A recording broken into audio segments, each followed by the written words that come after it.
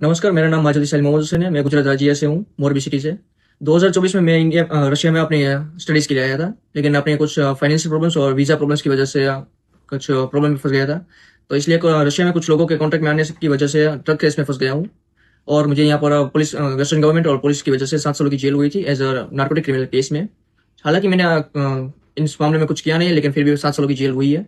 और जेल के अंदर कुछ पुलिस वालों के बहकावे में आने की वजह से Russia Ukraine war contract sign किया है, जो एक सबसे बड़ी गलती है। इस वजह से यहाँ पर फिलहाल मैं यूक्रेन में फंसा हुआ हूँ as like war criminal. So now I don't like, फिलहाल तो अभी होपलेस हूँ। पता नहीं अब आगे क्या होने वाला है। लेकिन एक मैसेज है जो अपने भारतीय नागरिकों को देना चाहता हूँ। जो कोई स्टूडेंट रशिया में आ रहा है अपनी हाई स्टडीज़ के लिए या फिर वर्क के लिए, बी केयरफुल। बिकॉज यहाँ पर बहुत सारे स्कैमर्स है, बहुत सारे like criminal cases, like narcotic cases and another illegal cases बहुत सारे हैं। तो अपना ध्यान रखें और जितना हो सके इस एस वो से दूर रहे।